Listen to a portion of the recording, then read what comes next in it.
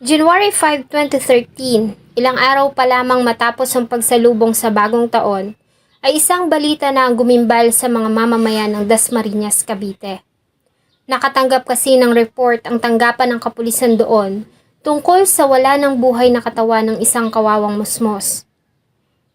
Dalawang mangangalakal ng basura ang nakatagpo sa katawan ng isang bata sa silong ng isang bahay sa barangay San Lorenzo 2 na natatabunan ng lupa at basura. Nang magtungo ang SOCO sa crime scene, ay dinatna nila ang isang batang babae na nasa advanced decomposition na. Nakatali ito sa ilalim ng bahay, may busal ang bibig at wala pang suot na pang ibabang kasuotan. Ayon sa may-ari ng bahay, ay ilang araw na rin nilang napapansin ang mabahong amoy na nagmumula sa likod ng kanilang bahay. Subalit dahil nga sa nagmistulan na iyong basurahan at ilog, ay pinagwalang bahala nila ito. Isang nagdadalamhating ina ang umiiyak na sumugod sa crime scene. At dito ay positibo nitong kinilala ang biktima kahit pa nga nasa advanced decomposition na ang katawan. Ayon sa kanya, ang suot nitong bracelet at relo ay pagmamay-ari ng 9 years old niyang anak na babae na si Zosimay Magluyan na 12 araw nang nawawala. Sino si Zosimay Magluyan? At bakit nito sinapit ang karumal-dumal na kamatayan? Sino ang mga walang pusong tao ang gumawa nito sa walang kalaban-labang musmos? Bago ko po ipagpatuloy ang ating kwento, sa mga bago po sa channel ko at nais sa mga ganitong klase ng kwento ng krimen na nangyayari sa loob at labas ng ating bansa ay maaari pong pakipindot ang ating subscribe button at notification bell para ma-notify kayo pag may mga bago tayong upload na videos. Siyahin, palakaibigan at malambing na bata. Ganyan ilarawan ng pamilya si Zosimay. Tulad ng mga ordinaryong bata ay mahilig itong maglaro sa lansangan kasama ang mga kaibigan. At tulad ng karamihan ay excited si Zosimay sa pagdating ng araw ng Pasko dahil sa araw ito kung saan maisusuot niya ang maganda at bagong damit na minsan niya lamang sa isang taon maranasan. Maliban dito ay makakatanggap din siya ng regalo at mga candy mula sa kanyang mga ninong at ninang. Subalit ang araw na iyon pala ang huling araw na makikitang buhay ang bata. Mula kasi nang umalis ito sa kanilang bahay ay bigla na lamang itong naglaho na parang bula at walang nakakaalam kung saan ito nagpunta. Tinanong-tanong na nila ang lahat ng mga tao at lugar na maaari nitong puntahan. Subalit walang nakakaalam kung nasaan si Zosimay.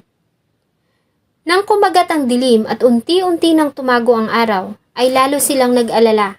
Kaya naman lumapit na sila sa kinauukulan para opisyal na humingi ng tulong sa paghahanap sa bata. Lumipas ang oras, araw at linggo. Subalit walang Zosimay ang umuwi sa kanilang bahay at natagpuan.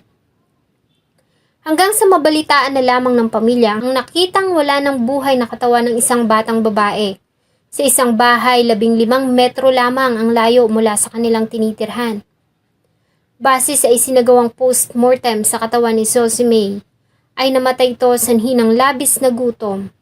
Nakitaan din ito ng mga sinyales ng labis na pagpapahirap at ang batang musmos ay biktima rin ng panggagahasa. Ayon din sa kanila ay 3 araw nang patay ang bata bago pa ito matagpuan. Subalit sino ang mga walang pusong tao na gagawa nito sa 9 na taong musmos? Noong una ay blanko ang mga investigador dahil sa wala silang makitang kahit na anong lead na makakapagturo sa mga suspect. Hanggang sa isang testigo ang lumutang na nagbigay ng linaw sa nangyari kay Zosimay Magluyan. Ayon sa sinumpaan nitong salaysay, ay nagiinuman sila kasama ang 20 years old na si Jason Cubian, 23 years old na si Rodel Cubian, 25 years old na si Ryan Deliquina, at isang 15 years old na minor de edad.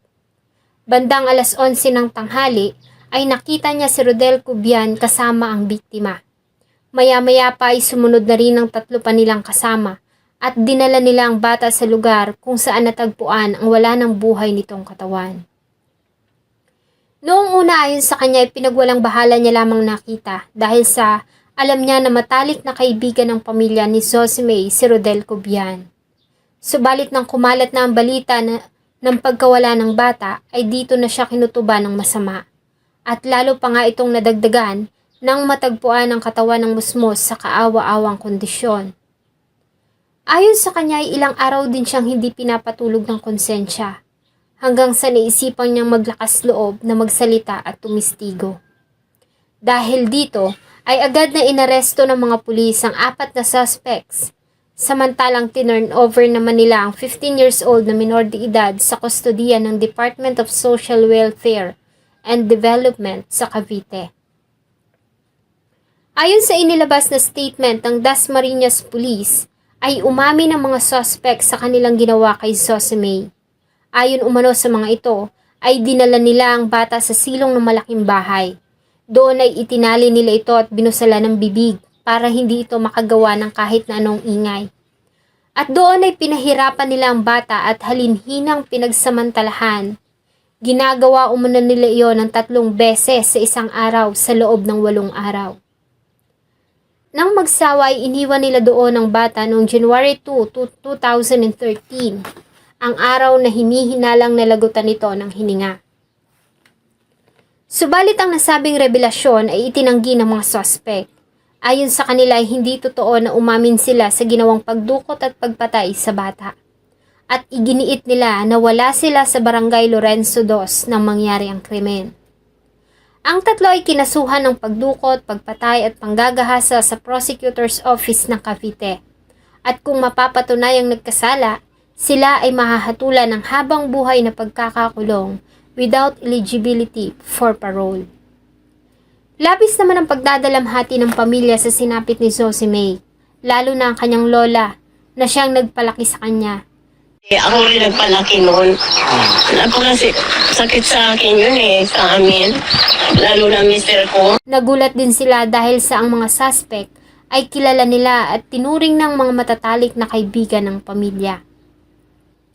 Maliban dito ay kasama nila ito noong mga araw ng kanilang pagluluksa at ang mga ito pa mismo ang nagbuhat ng ataol ni Zosemay nang dalhin nila ito sa kanyang huling himlayan. Sadyang nakakapanindig balahibo ang sinapit ng batang si Zosemay. Maging ako ay talagang hindi makapaniwala na may mga taong kayang gawin iyon sa batang musmos. Ano po ang masasabi niyo sa ganitong mga pangyayari? Sapat nga ba ang kaparusahang habang buhay na pagkakakulong sa ginawa nilang kababuyan at pagpapahirap sa isang batang bago pa lamang nangangarap sa kanyang magiging kinabukasan? Salamat po sa inyong patuloy na pagtangkilik ng atin pong mga videos. Huwag niyo pong kalimutang mag-iwan ng saloobin at suggestion sa atin pong comment section. Sana po ay samahan niyo po akong muli sa susunod pa nating mga episodes. Thank you so much po and see you in my next video.